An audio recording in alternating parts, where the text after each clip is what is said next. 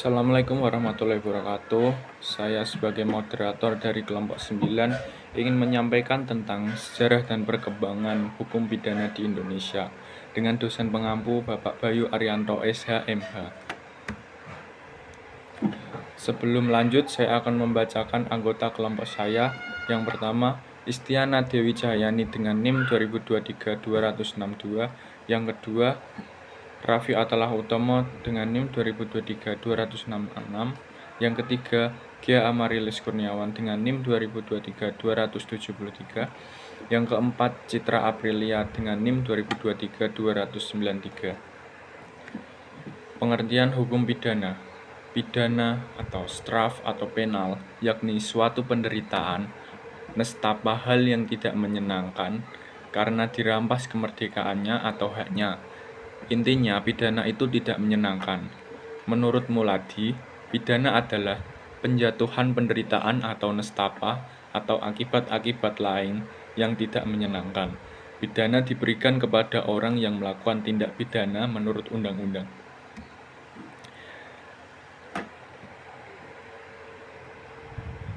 Yang akan kami presentasikan antara lain 1. Zaman VOC yang akan dipresentasikan oleh Istiana Dewi Cahyani. Yang kedua, zaman Hindia Belanda yang akan dibacakan oleh saya sendiri. Yang ketiga, zaman pendudukan Jepang yang akan dibacakan oleh Gia Amarilis Kurniawan. Yang keempat, zaman kemerdekaan yang akan dibacakan oleh Citra Aprilia. Yang pertama yakni sejarah hukum pidana pada zaman VOC atau Verenigde Oost-Indische Compagnie. Jadi VOC ini merupakan suatu kongsi dagang milik negara Belanda yang dimana dia diberikan wewenang ataupun kekuasaan wilayah untuk dapat memperluas wilayah perdagangannya. Namun seiring dengan berjalannya waktu, VOC ini bukan hanya sekedar untuk dapat berdagang atau ingin memperluas wilayah perdagangannya, dia ini juga membawa suasana-suasana untuk dapat menjajah. Jadi pada saat itu dia diberikan wewenang oleh pemerintah Hindia Belanda agar dapat mengadakan perjanjian-perjanjian dengan raja-raja di Indonesia. Jadi pada saat itu VOC ini memiliki dua wewenang, yaitu untuk berdagang dan juga sebagai badan pemerintahan. Seperti yang tertera pada PPT, VOC ini juga memiliki hak istimewa ataupun hak oktroy, diantaranya hak untuk memonopoli perdagangan, hak untuk memiliki tentara, hak untuk mengadakan perjanjian dengan raja-raja di Indonesia, hak untuk mengadakan perang atau mengumumkan perang, hak untuk mencetak uang, hak untuk mendirikan benteng, dan lain sebagainya. Nah, pada masanya ini, VOC melaksanakan atau membuat suatu peraturan-peraturan yang dibentuk dalam suatu plakat-plakat yang dihimpun dengan nama Statuta van Batavia pada tahun 1642. Lalu kemudian pada tahun 1848 ia mengadakan suatu Intermere Strafbepalingen, yaitu merupakan dua peraturan pidana tertulis yang berlaku bagi hanya untuk orang Eropa saja. Namun dengan segala peraturan dan juga upaya, akhirnya pidana tertulis ini juga berlaku bagi orang Asia termasuk Indonesia yang secara sukarela ia mendudukan kepada hukum Barat. Nah, hukum Belanda yang diterapkan pada VOC atau pada zaman VOC diantaranya ada hukum tata negara, hukum perdata, dan juga hukum pidana. Nah, nama pengadilan pada masa Belanda yakni Raad van Justitia en Schapenbank. Bagi orang bumi putra ataupun orang negara asli Indonesia, meskipun berlaku hukum pidana tertulis tadi, juga tetap berlaku hukum adat yang dimana sebagainya pun itu tidak tertulis. Namun pada tahun 1881 negara Belanda akhirnya mengkodifikasi hukum pidana tersebut menjadi Wetboek van Strafrecht 1881 menggantikan Kode Penal Perancis. Nah, tujuan dari kodifikasi hukum pidana ini agar untuk menghapuskan semua atau seluruh hukum adat di Indonesia agar berlaku satu hukum pidana asing yang diperuntukkan untuk negara jajahan. Kemudian pada tanggal 10 Februari 1886 berlaku dua kitab undang-undang hukum pidana di Indonesia, yakni Het Wetboek van Strafrecht for Europeans yang berlaku hanya untuk negara atau orang Eropa saja. Kemudian pada tanggal 6 Mei 1872 terjadi ordonansi, yakni Het Wetboek van Strafrecht for Eilanden and the Armed Gelijkgeslecht, yang berlaku bagi golongan bangsa Indonesia dan juga Timor Asing yang berlaku pada tanggal 1 Januari 1873. Nah, kedua kitab ini ataupun kitab KUHP ini merupakan ciplakan dari Kode Penil Perancis. Zaman Hindia Belanda. Kedatangan bangsa Eropa berabad-abad silam turut memberikan suatu perubahan dalam tatanan hukum di wilayah Kepulauan Nusantara. Secara perlahan, persoalan kejahatan dan pelanggaran mulai diatur oleh konsep hukum yang dibawa dari tanah Eropa. Kedatangan Belanda yang awalnya bertujuan untuk berdagang di bawah bendera Kongsi Dagang Hindia Timur Belanda atau Verenigde Oost-Indische Compagnie atau VOC, melahirkan dampak bagi Indonesia pada bidang hukum. Pada tahun 1881, Belanda dibentuk suatu kitab-kitab undang hukum pidana yang baru dan diberlakukan mulai tahun 1886 yang sifatnya nasional dan mencontoh kitab undang-undang hukum pidana Jerman. Kitab undang-undang hukum pidana baru, Wetboek van Strafrecht voor Nederlands Indie, nomor 732 dengan firman Raja Belanda pada tanggal 15 Oktober 1915 berlaku 1 Januari 1918 dan berlaku untuk semua penduduk Indonesia. Diberlakukan pula pengaturan seperti Gestichten Reglement STB 1971 708, Wijzigingsordonnantie 1917-732, Dwang Opvoeding de Regeling 1917-741, Voorwaardelijke Invrijheidstelling 1917-149.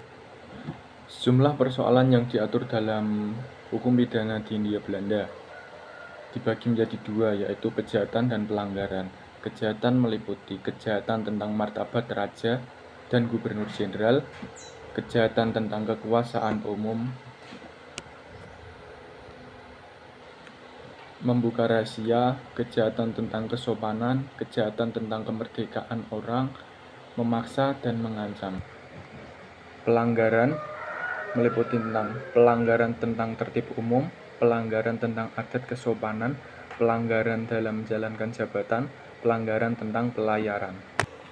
Pasal dalam hukum pidana era Hindia Belanda, pasal 105, makar yang dilakukan untuk membunuh atau membuat gubernur jenderal atau wakil gubernur jenderal tidak sanggup memerintah, diancam maksimal hukuman mati. Pasal 135, perbuatan menghina suami dari ratu atau keluarga raja dihukum penjara maksimal 5 tahun. Pasal 136, perbuatan menghina gubernur jenderal atau wakil gubernur jenderal dihukum penjara maksimal 5 tahun. Pasal 138, perbuatan menempelkan tulisan dan gambar yang menghina gubernur jenderal atau wakil gubernur jenderal dipenjara 1 tahun. Selanjutnya saya akan menjelaskan tentang sejarah hukum pidana pada masa pendudukan Jepang. Pada masa pendudukan Jepang, hakikatnya hukum pidana yang berlaku di wilayah Indonesia tidak mengalami perubahan yang signifikan. Pemerintahan Jepang memberlakukan kembali zaman Belanda dahulu dengan dasar Gun Seirei melalui Osamu Seirei. Pemerintah termasuk hukum pidana masih tetap menggunakan hukum pidana Belanda berdasar pada pasal 131 Jonto dan pasal 163 Indicate Strangling. Dengan demikian, hukum pidana yang diberlakukan bagi semua golongan penduduk sama yang ditentukan dalam pasal 131 dan golongan-golongan penduduk yang ada dalam pasal 163 Indicate Strangling. Untuk melengkapi hukum pidana yang telah ada sebelumnya, pemerintahan militer Jepang di Indonesia mengeluarkan Gun Seirei nomor istimewa 1942, Osamu Seirei nomor 25 tahun 1944, dan Gun Seirei nomor 14 tahun 1942. Gun Seirei nomor istimewa tahun 1942 dan Osamu Seirei nomor 25 tahun 1944 berisi tentang hukum pidana umum dan hukum pidana khusus. Sedangkan Gun Seirei nomor 14 tahun 1942 mengatur tentang pengadilan di Hindia Belanda. Yang selanjutnya yaitu ada hukum pidana Jepang yang memiliki beberapa karakteristik seperti yang pertama ada penghapusan hukuman mati.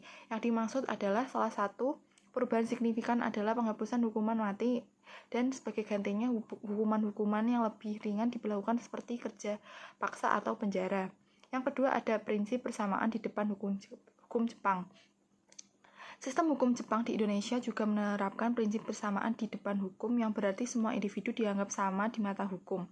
Yang ketiga, ada pengenalan hukum baru. Selain menghapuskan hukuman mati, pemerintah Jepang juga memperkenalkan jenis hukuman baru seperti kerja paksa yang dianggap lebih sesuai dengan prinsip-prinsip hukum Jepang.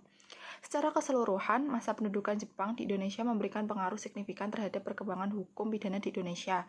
Meskipun sistem hukum tersebut hanya berlaku selama beberapa tahun sebelum Indonesia memperoleh kemerdekaannya. Yang keempat, yaitu pada zaman kemerdekaan. Setelah Indonesia memproklamirkan kemerdekaannya, tepatnya pada tanggal 17 Agustus 1945, dasar hukum Indonesia telah terbentuk dengan pembentukan teks proklamasi. Pada tanggal 18 Agustus, PPKI mengadakan pertemuan dan mengesahkan Undang-Undang Dasar 1945 sebagai Konstitusi Dasar Negara Republik Indonesia. Hal tersebut dilakukan untuk mengisi kekosongan hukum yang terjadi pada masa itu. Nah, pemerintah menetapkan segala ketentuan hukum yang berlaku pada masa penjajahan pemerintah Belanda tetap berlaku. Hal tersebut terlihat dalam pasal 2 Aturan Peralihan dan Politik, dan hukumnya terdapat dalam pasal 131 IS dengan perbedaan golongan dicantumkan dalam pasal 161 IS. Kemudian Presiden Soekarno mengeluarkan Peraturan Presiden Nomor 2 tahun 1945 pada tanggal 10 Oktober 1945 yang terdiri dari 2 pasal dan pasal 1 segala badan-badan negara dan peraturan-peraturan yang ada sampai berdirinya Negara Republik Indonesia pada tanggal 17 Agustus 1945 selama belum diadakan yang baru menurut Undang-Undang Dasar masih berlaku asal saja tidak bertentangan dengan undang-undang tersebut. Dalam pasal 2, peraturan ini mulai berlaku pada tanggal 17 Agustus 1945. Dengan adanya peraturan tersebut, Presiden dapat makin memperjelas dan mempertegas pemberlakuan semua peraturan perundang-undangan yang pernah ada pada masa kolonial sampai dengan adanya peraturan baru yang dapat menggantikannya. Aturan peralihan dan peraturan pemerintah tersebut dibentuk dengan tujuan agar tidak terjadinya kekosongan hukum dengan harapan bahwa pemerintah dapat menciptakan aturan hukum baru dengan mengadakan unifikasi. Namun hal tersebut gagal. Kegagalan Belanda itu terhadap Wetboven Strafrecht Nederland Indië dilakukan seleksi ketentuan mana yang harus diberlakukan dan mana yang tidak diberlakukan di Indonesia. Maka pada tanggal 26 Februari 1946 melalui Undang-Undang Nomor 1 Tahun 1946 diberlakukan Kitab Undang-Undang Hukum Pidana Peninggalan Belanda sebagaimana yang ditegaskan dalam pasal 1-nya yang menyatakan dengan menyimpangnya seperlunya dari Peraturan Presiden Republik Indonesia tertanggal 10 Oktober 1945 nomor 2 menetapkan bahwa peraturan-peraturan hukum pidana yang sekarang berlaku ialah peraturan-peraturan hukum pidana yang ada pada tanggal 8 Maret 1942. Meskipun demikian, dalam pasal 17 Undang-Undang Nomor 2 Tahun 1946 juga terdapat ketentuan yang menyatakan bahwa undang-undang ini mulai berlaku bagi Pulau Jawa dan Madura. Pemberlakuan KUHP di seluruh wilayah Republik Indonesia atau nasional baru dilakukan pada tanggal 20 September 1958 dengan diundangkannya Undang-Undang Nomor 7 Tahun 1958 tentang mengatakan berlakunya Undang-Undang Nomor 1 Tahun 1946 Republik Indonesia tentang peraturan hukum pidana untuk seluruh wilayah Republik Indonesia dan mengubah KUHP sebagaimana yang dinyatakan dalam pasal 1. Terdapat beberapa peraturan yang menyangkut pidana yang diatur di luar KUHP yang mengidentifikasi bahwa secara tidak langsung KUHP Indonesia telah menjelma menjadi beberapa peraturan pidana yang dimuat dalam lembaran undang-undang yang dibuat oleh pemerintah. Hal tersebut sejalan dalam pasal 103 KUHP yang mencantumkan bahwa KUHP itu dapat dikembangkan. Nah, berikut ini ada beberapa aturan di luar KUHP, yaitu ada Undang-Undang Nomor 20 Tahun 2001 tentang tindak pidana korupsi, ada Undang-Undang Nomor 11 Tahun 2008 tentang ITE, Undang-Undang Nomor 23 Tahun 2004 tentang KDRT, Undang-Undang Nomor 26 2000 tentang pengadilan HAM, Undang-Undang Nomor 8 2010 tentang tindak pidana dan pencucian uang, dan masih banyak lagi undang-undang yang sebagai pemerintah dikembangkan di luar KUHP sesuai dengan ketentuan pasal 103 KUHP. Hukum pidana yang berlaku di Indonesia hingga saat ini adalah hukum pidana peninggalan kolonial Belanda dengan karakternya yang tertulis atau written law. The Batavia Statute tahun 1642 dan Intermare Strafverpakking tahun 1848 merupakan dua peraturan pidana tertulis pertama yang ditetapkan oleh Belanda yang memuat aturan pidana bagi orang Eropa. Belanda juga memberlakukan peraturan lain yang bersandar pada Oud-Hollands dan Romeinse strafrecht. Bagi orang Bumi Putra atau orang Indonesia asli tetap berlaku hukum adat yang sebagian besar tidak tertulis. Wetboek van Strafrecht voor Europen atau WVSE tahun 1886. Hukum tersebut baru berakhir pada tahun 1915, yaitu saat pemerintah kerajaan Belanda yang membawahi langsung pemerintahan Hindia Belanda di Indonesia memberlakukan Stadplan 1915 nomor 732. Stadplan ini berlaku di Indonesia berdasarkan surat keputusan Ratu Belanda yang diberi nama Koninklijk Besluit van Strafrecht voor Nederlands IV. Dan karena beberapa penyempurnaan baru efektif tahun 1918, sejak saat itu WVSNE dan WVSNI akhirnya menjadi terhapus. Terlihat dari substansinya, WVSNI merupakan turunan dari KUHP Belanda yang dibuat tahun 1891. Dan Het Wetboek van Strafrecht voor Inders en Dermet Gelijkgestelden atau WVSNI. Saat Jepang menjajah Indonesia, keberadaan WVSNI yang berlaku secara efektif tahun 1918 tetap diberlakukan oleh pemerintah Jepang dengan mengeluarkan peraturan dan menetapkan bahwa S 1915 nomor 732 atau WVSNI dinyatakan tetap berlaku. Pasal 3 Undang-Undang Nomor 1 Pemerintah Jepang menyatakan bahwa semua undang-undang dan peraturan-peraturan dari pemerintah Hindia Belanda tetap berlaku selama tidak bertentangan dengan peraturan pemerintah tentara Jepang. Sekian presentasi dari kelompok kami. Mohon maaf jika ada kesalahan. Wassalamualaikum warahmatullahi wabarakatuh.